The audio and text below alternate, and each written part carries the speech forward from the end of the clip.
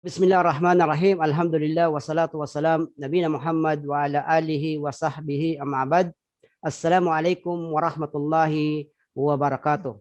Sa ngalan ng Allah, mapagpala ang mahabagin, ang lahat ng pagpupuri, pasasalamat ay tanging sa Allah subhanahu wa ta'ala, ang Panginoon ng sanlibutan. Ang biyaya at pagpapala ng Allah ay mapasa kanyang huling propetang si Muhammad sallallahu alaihi wasallam, sa kanyang pamilya, sa kanyang mga kasamahan, at doon sa mga taong tumatahak at tatahak pa lamang sa tuwid na landas hanggang sa huling araw. So magandang hapon po sa inyo lahat. At inshallah po ay okay lang po kayong lahat. Okay. Inshallah po ang ating pong tatalakayin natin ngayon ay patungkol sa mga kondisyon ng la ilaha illallah. Ano pong ibig sabihin ng la ilaha illallah? Okay, ang la ilaha illallah ay ito ay may dalawang bahagi, okay? Ang pagtanggi at ang pagtanggap, okay? La ilaha, ibig sabihin, tinatakwil natin, okay? Sabi natin, walang ibang ila, walang ibang Diyos, okay? Illallah, liban lamang sa Allah subhanahu wa ta'ala. Ibig sabihin, itinatakwil natin ang mga ibang Diyos, okay? Mga Diyos-Diyos, ano pa mang Diyos. At tinatanggap natin liban lamang illa Allah, liban lamang sa Allah subhanahu wa ta'ala. So napakalinaw po ng pananampalatayang Islam. Okay? At ang la ilaha illallah ay meron siya mga kondisyon. Katulad na nakikita nyo sa screen, okay? Na ang number one kondisyon ng la ilaha illallah ay ang tinatawag na al-ilm o yung tinatawag na kaalaman. So ang bawat isa sa atin o ang bawat tao, okay? Na nagnanais magsambit ng katagang la ilaha illallah ay dapat ay meron siyang kaalaman. Okay? Number one, ang kaalaman ng kondisyon ng la ilaha illallah. So, kaya nga sa isang tao na nagnanais tumanggap ng tinatawag ng pagiging isang Islam o pagiging isang Muslim, at bago niyang bagitin ang katagang la ilaha illallah, ay pinagkakalooban siya o binibigyan siya ng kaalaman patungkol dito. Okay? Ay pinapaliwanag sa kanya kung ano bang ibig sabihin ng katagang ito at ano ang mga napapaloob dito. So binibigyan siya ng kaalaman patungkol sa katagang ito para kung tatanggapin niya ito, okay, ay meron siyang kaalaman about o tungkol dito. Okay? Katulad sabi natin, la ilaha illallah, walang ibang Diyos o mga Diyos liban lamang sa Allah subhanahu wa ta'ala. Okay? Ang tunay at nag-iisang Diyos. So ang kaalaman, ito ay napakahalaga sa atin. Okay? Napakahalaga sa isang tao na dapat ay magkaroon siya ng kaalaman sa anumang bagay na kanyang tatanggapin. Okay? Katulad na lamang ng katagang la ilaha illallah. So napakahalaga na magkaroon tayo ng kaalaman patungkol sa katagang ito o sa salitang ito. Okay? So na ang kaalaman, ang kabaligtaran nito ay tinatawag na kamangmangan. Okay? Na siya ay walang kaalaman patungkol sa katagang ito. Kaya nga kinakailangan na siya ay merong kaalaman patungkol dito. Sabi nga ng Allah subhanahu wa ta'ala sa banal na Quran sa Suratul Muhammad, okay? Chapter 47 verse 19, sabi dito, A'udhu billahi minasyaitanir rajim, okay? Fa'lamu annahu la ilaha illa wastagfir lidambika walil mu'minina wal mu'minati wallahu ya'lamu mutakallabakum wa matwahum. Okay? So yan po sabi ng Allah subhanahu wa ta'ala. Ang ibig sabihin, sabi ng Allah subhanahu wa ta'ala sa pinakamalapit na kahulugan, sabi rito, dapat nung mabatid o Muhammad, sabi rito, na walang sino man ang may karapat-dapat na sambahin, kundi ang Allah lamang. Okay? At humingi ka ng kanyang kapatawaran sa iyong mga nagawang kasalanan, at hihingi mo rin ng kapatawaran ang mga kalalakihan at kababaihan.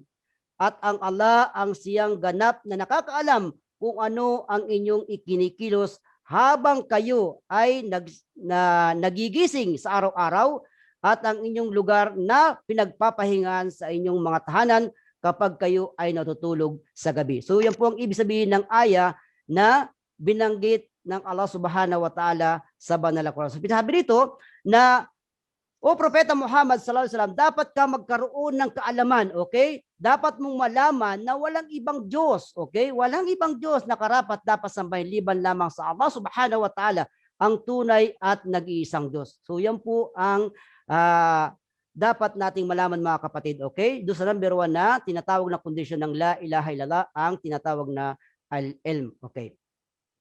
So pangalawang kondisyon ng katagang la ilaha illallah ay ang tinatawag na al-yaqin. Okay? Al-yaqin. Okay? Nang ibig sabihin ito ay katiyakan. Nakabaliktad ito yung pagdududa. So dapat wala tayong pagdududa. Dapat tiyak tayo na kung babanggitin natin yung katagang la ilaha illallah, okay? Matapos na magkaroon ka ng kaalaman, kung tatanggapin mo ito, dapat ikaw ay tiyak, okay? Hindi ka nagdududa o wala kang pagdududa sa iyong pagtanggap o sa pagsambit nito. Kailangan meron kang katiyakan sa iyong puso, okay? Na ang katiyakan, okay, sa lahat ng bagay, dapat anumang bagay na tatanggapin natin, dapat ay tiyak tayo. Tiyak tayo na ito ay gusto natin, ito ay tama para sa atin, so dapat tiyak tayo, okay? So dapat mawala yung ating tinatawag na pagdududa o pag-aalilangan sa mga bagay na tatanggapin natin, okay? So ang Allah Subhanahu wa Ta'ala ay nagsabi sa banal na Quran, sabi rito, innamal mu'minuna alladina amanu billahi wa rasulihi thumma yartabu wahadu, okay, bi amwalihim, okay, wa anfusihim fi sabilillah ulaika hum sadikun. Okay? So yan sinabi ng Allah Subhanahu wa Ta'ala. Ibig sabihin sa wikang Tagalog, sabi ng Allah Subhanahu wa Ta'ala, sabi rito, okay, katiyakan ang mga nananampalataya lamang ang tunay na naniniwala, okay? Ang tunay na naniniwala sa Allah Subhanahu wa Ta'ala at sa kanyang sugo, okay? At sumusunod sa kanyang mga batas at pagkatapos ay wala silang anumang pag-aalinlangan, okay, sa kanilang mga paniniwala. So dapat tayo mga naniniwala ay wala tayong pag-aalinlangan sa tinatanggap natin, okay, sa pagtanggap natin ng katagan o pagsabi natin ng katagang la ilaha illallah. At ginagasta nila ang kanilang mga mahalagang kayamanan, okay, at mga nagpupunyagi ang kanilang mga sarili, okay, sa daan ng Allah Subhanahu wa Ta'ala. Ibig sabihin, yung kanilang mga sarili ay pinagpupunyagi nila sa landas ng Allah Subhanahu wa Ta'ala. Ibig sabihin, yung ginagamit nila ang kanilang mga sarili, okay, para sa Allah Subhanahu wa Ta'ala. Okay? Sa pagsunod sa kanyang pagmamahal at ganito rin, okay, sila itong mga matatapat sa kanilang paniniwala. So tayo mga nananampalataya, tayo yung tunay na nagmamahal, tumatanggap, okay, sa mga ipinag-uutos ng Allah Subhanahu wa Ta'ala. Dahil bakit? Tayo ay may katiyakan sa pagbanggit natin ng katagang la ilaha illallah. Okay? Tayo ay walang pagdududa nung binanggit natin yung la ilaha illallah, walang ibang Diyos liban sa Allah. Wala tayong pagdududa. Okay? Tiyak tayo sa ating pagsambit ng katagang la ilaha illallah. Kaya napakahalaga mga kapatid sa pananampalatayang Islam na tayo ay may tiyak, okay? Tiyak tayo sa mga bagay na tinatanggap natin. Kasi pag hindi tayo tiyak sa bagay na tinatanggap natin, ay ito ay magkakaroon ng problema pagdating ng panahon o pagdating ng araw. Kaya kinakailangan ay tiyak tayo sa mga bagay na gagawin natin o sasambitin natin. Okay.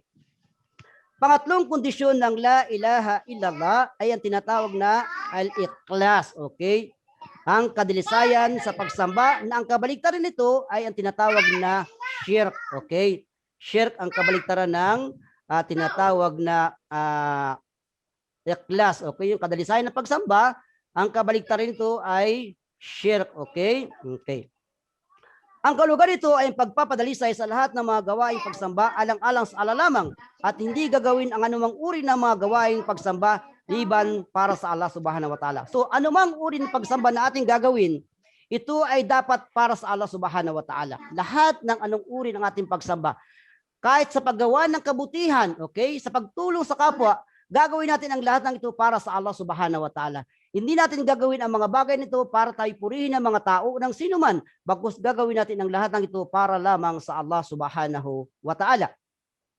Sabi nga ng Allah Subhanahu wa Ta'ala sa banal na Quran, okay, sa Suratul Anbiya, okay, chapter 98 verse 5, sabi rito, "Wa ma umiru illa liya'budullaha mukhlisina lahud-dina, hunafa wa yuqimus salata wa yu'tuz zakata." Okay? Wa yu'tuz zakata wa dalika dinul qayyima. So yan ang sinabi ng Allah Subhanahu wa Ta'ala. Ang ibig sabihin sa wikang Tagalog, sabi rito, at walang ipinag-uutos sa kanila, okay? sa lahat ng mga batas o kasulatan, kundi sambahin lamang ang Allah subhanahu wa ta'ala. Walang bukod tangi sa sambahin liban sa Allah. Na ang kanilang hangarin sa kanilang pagsamba ay makatagpo nila ang Allah subhanahu wa ta'ala at lumalayo sila sa pagtatambal patungo sa tamang paniniwala. Okay? So tayo mga Muslim, pag tayo gumagawa ng anumang uring mga gawaing pagsamba o mga kabutihan, ginagawa natin ang lahat ng ito, okay, para lamang sa Allah subhanahu wa ta'ala. Hindi natin ito ginagawa para sa ibang tao, kanino man. Ginagawa natin ang lahat ng ito para sa Allah subhanahu wa ta'ala. So dapat tayo ay maging ikhlas sa ating anumang uring gawaing pagsamba o anumang uring mga kabutihan. At ang ikhlas, okay, isa ito sa kondisyon para tanggapin ang ating mga gawain. Ikhlas, okay? Ginagawa mo isang bagay na ikaw ay tapat, dalisay, okay? Para sa Allah subhanahu wa ta'ala. Isa yan sa kondisyon para matanggap ang ating mga ginagawa dito sa ibabaw ng mundong ito ay tinatawag na ikhlas. Okay? So, pang-apat na kondisyon ng tinatawag na la ilaha illallah, yung tinatawag na siddiq. Okay? Siddiq. Okay? Ang makatotohanan o dapat maging makatotohanan tayo ng kabaligtaran to ay ang pagsisinungaling. Okay. So dapat maging makatotohanan tayo nung binanggit natin yung katagang la ilaha illallah o kung babanggit natin yung katagang la ilaha illallah, dapat ay maging makatotohanan tayo. Okay, kasi may mga tao na nagsasambit ng katagang la ilaha illallah, una wala silang kaalaman, okay? Pangalawa, meron silang pagdududa, okay? Yung pangatlo, hindi sila tiyak, okay? Pangapat, ay hindi dalisay yung kailang pagbanggit. Kaya nandito yung pang-apat, kailangan ay siddiq, maging makatotohanan tayo sa pagsambit o pagtanggap ng katagang la ilaha illallah. Okay, dapat walang pagsisinungaling. Kaya nga sabi dito, ang paniniwala, dapat yan ay nanggagaling sa ating puso. Okay? Ang tunay na paniniwala ay nanggagaling sa ating puso, lalabas sa ating bibig at gagawin ng ating katawan. So dapat maging makatotohanan tayo sa lahat ng bagay, okay? Sa mga pagsambaman o sa mga gawain, dapat tayo maging makatotohanan. Aalisin natin yung tinatawag na pagsisinungaling, okay? Okay, ang kalugan nito ay ang pagsabi ng tauhid, okay? Kasi ang tinatawag na la ilaha tauhid yun eh, okay? Kaisahan ng Allah subhanahu wa ta'ala, okay? Nang tapat, okay, na umaayon ang iyong puso at ang iyong dila. Yan yung tunay na belief o paniniwala. Tauhid yan eh, okay. So sinabi ng Allah subhanahu wa ta'ala sa surah An-Kabut, chapter 29, verse 1 to 3. Okay, sabi rito, okay. Alif lam mim. Ahasibun nasu ayyatraku ayyakulu amanna wa hum la yaftanun. Walaqad fatanna alladhina min qablihim فَلَيَعْلَمَنَّ اللَّهُ الَّذِينَ صَدَقُوا وَلَيَعْلَمَنَّ الْكَاذِبِينَ. So sabi rito, sabi ng Allah subhanahu wa ta'ala sa pinakamalapit na kahulugan, okay? Alif lam mim. So ang alif lam mim, ang tatlong letrang ito ay ang alalamang ang nakakaalam, okay? Ang alalamang ang nakakaalam ng tatlong letrang ito. So iniisip ba natin mga tao na kapag sinabi nilang kami ay naniniwala, ay pababayaan na lamang sila ng Allah subhanahu wa ta'ala at hindi sila magkakaroon ng pagsubok. Okay? Kaya tingnan natin. Pag ang isang tao ay nag-Muslim, okay, nung hindi pa siya Muslim, walang mga problema dumarating sa kanyang buhay. Okay? Nung siya ay nag-Muslim na, bakit ang dami ng problemang dumarating sa kanyang buhay? Nagtataka siya. So, nung hindi pa siya Muslim, walang mga problema sa buhay niya.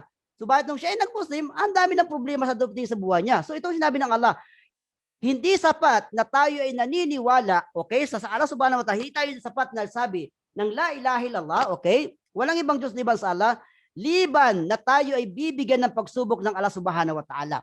So, katiyakan sinusubok namin ang mga naunang tao sa kanila sa pamamagitan ng pagpapadala namin ng mga sugo upang sa pamamagitan nito ay walang pag-alinlangang palilitawin ng Allah subhanahu wa ta'ala kung sino, okay, ang tapat, totoo sa kanilang paniniwala. Gayun din ang mga hindi totoo. So sa pamamagitan ng pagsubok na ito na ibibigay sa atin ng Allah subhanahu wa ta'ala, dito ay masusubok tayo ng Allah subhanahu wa ta'ala kung hanggang saan tayo katapat, okay, naniniwala sa Kanya sa pamamagitan ng pagsubok. Kaya nga sa atin sa pananampalatayang Islam, okay, ang mga pagsubok na dumarating sa ating buhay, ito ay isa sa tinatawag na biyaya sa atin ng Allah Subhanahu wa Ta'ala. Biyaya, okay? Ang mga pagsubok na dumarating sa atin. So, ang mga kayamanan binibigay sa atin ng Allah Subhanahu wa Ta'ala, o sino mang mayroong kayamanan, yan ay isa sa pagsubok ng Allah Subhanahu wa Ta'ala. Okay? At ang kahirapan, yan ay isa rin sa pagsubok sa atin ng Allah Subhanahu wa Ta'ala. So, ang may barakatuh. Ang mga taong may mga kayamanan, sila ay sinusubok ng Allah Subhanahu wa Ta'ala sa pamamagitan ng kailang kayamanan. So kung paano nila gagamitin, gagastahin ang kayamanang ipinagkaloob sa kanilang Allah Subhanahu wa Ta'ala. At ang mga tao rin, ang ibang mga taong hindi mahihirap, sinusubok sila ng Allah Subhanahu wa Ta'ala sa pamamagitan ng kahirapan. Okay? Sinusubok sila ng Allah sa pamamagitan ng kahirapan. Kaya nga kinakailangan tayo ay maging matatag, maging ikhlas sa lahat ng ating mga gawain. Tanggalin natin ang tinatawag na pag-aalinlangan, okay? Maging dalisay tayo sa lahat ng mga gawain. Kaya dito ay sinusubok tayo ng Allah Subhanahu wa Ta'ala sa pamamagitan ng pagbibigay niya sa atin ng mga kahirapan o anumang pagsubok na darating sa ating buhay. Kaya anumang bagay na darating sa ating buhay, mabuti man ito masama, lagi nating sasabihin ay alhamdulillah. Lagi tayong magpapasalamat sa Allah. Dahil alam natin bilang isang nananampalataya, bilang isang Muslim, na ang lahat ng nangyayari sa ating buhay na mabuti o masama ay kapalarang itinakda, ipinahintulot ng Allah Subhanahu wa Ta'ala. Okay? So, ang panglimang kondisyon ng la ilaha illallah ay tinatawag na mahabba, okay? Ang pagmamahal, okay? So, dapat mamahalin natin ang anumang bagay, okay? na napapaloob doon sa katagang la ilaha illallah. Mamahalin natin anuman ang ipinag-uutos sa na napapaloob sa katagang yun, dapat nating mamahalin. Okay? Ang kabaliktaran ng pagmamahal, yung tinatawag na pagkamuhi. Okay? Ibig sabihin, kinakamuhian mo. Okay? May mga tao kasi na binabanggit nila ang katagang la ilaha illallah. Okay? Subalit sa puso nila ay meron silang pagkamuhi. Okay? Kinamumuhian nila ang mga bagay na ipinag-uutos ng Allah Subhanahu wa Ta'ala at ng kanyang sugo sallallahu alaihi wasallam. Okay? Katulad na lamang ng ilang sekta na mga nagsasabing Muslim. Okay? Halimbawa, ang pananampalatayang sinasabing Shia, okay? Sila ay gumagawa ng mga gawaing Muslim, nagdasal sila, okay? Nagpapasting sila, nagbibigay sila ng charity. Lahat ay ginagawa nila ng mga gawaing Muslim. Subalit sa puso nila, okay? Sa kanilang puso ay kinamumuhian nila, okay? Ang mga gawaing ito. So ibig sabihin sila ay nagpapakitang tao para masabing sila ay nananampalataya o bilang isang Muslim. Subalit sa kanilang puso, sa kaibituran ng kanilang puso ay kinamumuhian nila ang mga bagay na ito. Okay? Wala silang pagmamahal. Okay? Lahat ng ginagawa nila, ito ay pagpapakitang tao lamang. Okay? Subalit sa puso nila ay may pagkamuhi. Okay?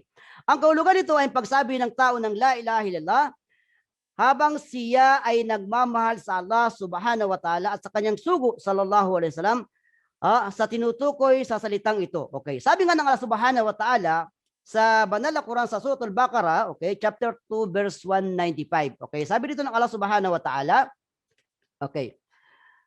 Wa minan nasi may yattajidu min dunillahi andadan, okay?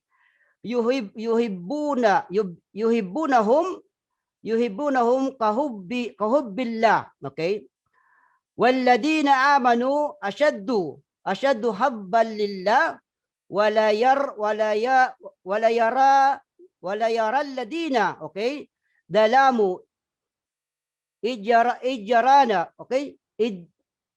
Ijarana adaba anakuwata lillah, okay? Jami'an wa anna Allah sadidul adab, okay? So ang ibig sabihin din sabi ng Allah Subhanahu wa Ta'ala, okay? Gayunpaman, kahit ganito nakatibay, okay, ang mga palatandaan na mayroon pa ring mga tao o grupo ng mga taong nagsasagawa ng pagsamba bukod pa sa Allah, okay? So pinasabi nito, na kahit napakalinaw na ng mga palatandaan, okay, na ipinadala ng Allah Subhanahu wa Ta'ala, ay may mga tao pa rin na patuloy na gumagawa, okay, nagsasagawa ng pagsamba bukod pa sa Allah Subhanahu wa Ta'ala. Okay. Tulad ng mga inanyuang mga bagay, ribulto at iba't iba pang sinasamba bukod pa sa Allah Subhanahu wa Ta'ala. Pilit silang gumagawa ng mga bagay na itinatambal nila sa Allah Subhanahu wa Ta'ala. Okay? At minamahal nila yung mga ito, sinusunod nila ito, ginagalang nila ang mga ito, okay? Bukod pa sa Allah Subhanahu wa Ta'ala. So ibig sabihin, meron pa silang ibang sinasamba, okay? Gumagawa pa sila ng ibang pagsamba na sinasamba bukod pa sa Allah Subhanahu wa Ta'ala, okay? At ginagawa nila, minamahal nila ang mga bagay nito, sinusunod nila ang mga bagay nito, liban pa sa Allah Subhanahu wa Ta'ala, okay? Kaya nga, ang mga ginagawang pagmamahal ng mga walang pananampalataya sa kailang mga Diyos-Diyosan, ito ay walang silbi sa araw ng paghuhukom. So ang lahat ng ito ay hindi tatanggapin ng Allah Subhanahu wa Ta'ala. Kaya kinakailangan tayo ay may pagmamahal sa bagay na ipinagkaloob ng Allah Subhanahu wa Ta'ala at ipinag-utos ng kanyang propetang si Muhammad sallallahu alaihi wasallam. Okay. Ang pang-anim na kondisyon ng katagang la ilaha illallah, okay, ay ang tinatawag na inqiyad, okay? Inqiyad, okay? Malapit na matay yung matapos, okay? Nag-warning na yan, okay? Inshallah, pag namatay ay mag-in lang ulit tayo, inshallah, okay? So, al-inqiyad, okay? Yung pang-anim. Ang inqiyad ay tinatawag na pagtalima na kabaligtaran ng pagtalikod. So, ibig sabihin, tayo ay tatalima sa lahat ng mga bagay na ipinag-uutos ng Allah Subhanahu wa Ta'ala o anumang napapaloob sa katagang la ilaha illallah. Tatalima tayo sa anumang ipinag-uutos ng propeta Muhammad sallallahu alaihi wasallam at ng Allah Subhanahu wa Ta'ala. So mag-in lang ulit tayo sa mga system, mga kapatid, pag naputol ha, pag nawala. So ang kalugan nito ay pagsamba sa Allah na walang katambal, pagtalima sa kanyang mga batas, mananampalatay dito at maniwala dito na ito ay makatotohanan. So kailangan paniwalaan natin na ang lahat ng ito na nagmula sa Allah Subhanahu wa Ta'ala ay pawang makatotohanan at pawang katotohanan lamang. Okay. Sinabi nga ng Allah Subhanahu wa Ta'ala sa banal na Quran sa Suratul Zumar, okay, chapter 39 verse 34, sabi rito, wa'anibudu ila rabbikum waslimu lahu min qabli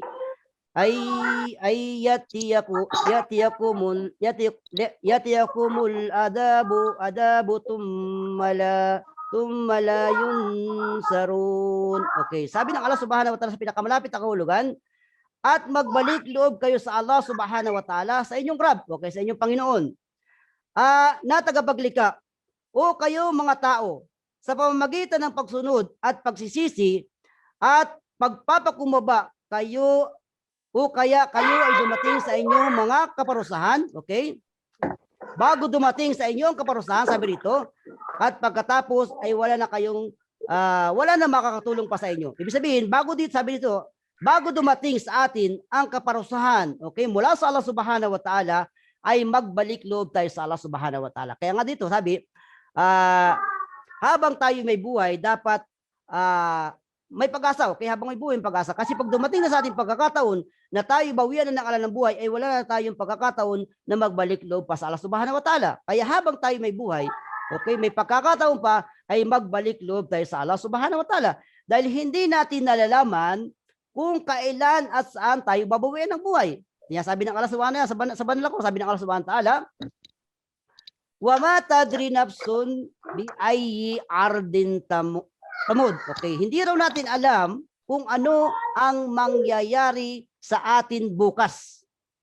Okay? Wa ma tadri nafsun bi ayyi ardin tamud. Okay? At hindi raw natin alam kung kailan at saan tayo babawian ng buhay. Kaya nga, kinakailangan bago dumating sa atin ang bagay na tayo ay babawian ng buhay, ay magbalik loob tayo sa Allah Subhanahu wa Ta'ala. Dahil lahat ng may buhay, lahat ng may nafs ay babawian ng buhay. Yan ang sabi ng Allah Subhanahu wa Ta'ala. Kullu nafs in dha'iqatul maut.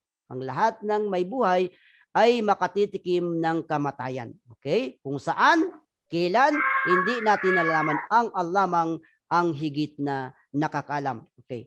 Ang huling kondisyon ng la ilaha illallah, yung tinatawag na kubul. Okay?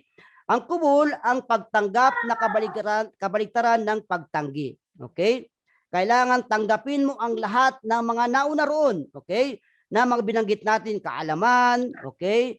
Mapagmahal, okay? Dapat tayo maging tiyak, ikhlas. Tanggapin natin ang lahat na napapaloob sa katagan na la ilaha illallah. Okay? Dapat hindi tayo tatanggi. Okay? Ang kahulugan nito ay ang pagtanggap sa la ilaha illallah at sa mga bagay na tinutukoy nito, kabilang ang mga kadalisayan sa pagsamba at pagtalikod sa iba pa liban lamang sa Allah subhanahu wa ta'ala. Okay? So kailangan tanggapin natin ang lahat ng bagay na ipinag-uutos ng Allah subhanahu wa ta'ala. Kailangan hindi tayo tanggi. Halimbawa, yung pagdarasal. Okay, hindi ka pwedeng tumanggi na hindi ako magdarasal. Kailangan mo tanggapin ang pagdarasal kahit ito ay labag sa iyong puso. Halimbawa, sa trabaho nyo, bigyan tayo ng example. Sa trabaho nyo, kahit labag sa inyong kalooban, okay, na magtrabaho sa bahay ng amo mo ng 10 oras, okay, ng 12 oras, kailangan mo magtrabaho kasi bakit yan ay ipinag-uutos ng inyong amo. Pag hindi mo ginawa yan, magagalit sa inyo yung amo nyo. Okay. So, ganun din, anumang bagay na ipinag-uutos ng Allah subhanahu wa ta'ala, lalong-lalo na ang pagdarasal. So, hindi natin ito pwedeng tanggihan, hindi tayo pwedeng tumanggi. Kailangan tanggapin natin ito, okay? Labag man sa ating kalooban, tanggapin mo, gawin mo ito ang bagay nito dahil ito ay pinag-utos sa iyo ng Allah subhanahu wa ta'ala. Kung gagawin mo ito, dapat ikaw ay ikhlas para magkaroon ka ng gantimpala sa gagawin mong bagay na ito. Okay. Sinabi ng Allah subhanahu wa ta'ala sa suratul Saffat, okay, chapter 7, verse 35 to 36, sabi dito, Innahum kanu idha qila lahum la ilaha illahu yastakbiruna wa yaquluna aninna latariku alihatina lisyairim majnun. Okay, sabi rito, sa pinakamalapit na kahulugan, sabi ng Allah subhanahu wa ta'ala, katiyakan sila na sumasamba ng iba bukod pa sa Allah subhanahu wa ta'ala, okay? Nung sila ay nasa daigdig pa, okay? Kapag sinabi sa kanila ang katagang la ilaha illallah, okay? Walang sino man bukod tanging karapat-dapat sambahin liban lamang sa Allah subhanahu wa ta'ala at inaangihan sila tungo dito at inuutusan sila na umiwas sa anumang salungat dito. Sila ay nagmamatas, nagmamalaki sila, ayaw nilang tanggapin. Nagmamalaki sila, tumatanggi sila, okay? At sa sino mang nagdala nito, okay? Ibig sabihin, tinatanggihan nila yung mga propeta nagdala ng mensaheng ito, o yung malinaw na mensaheng ito, tinatanggihan nila yung mensahe at yung mga tao nagdala ng mga mensaheng ito. Okay? At kanilang sinasabi, okay?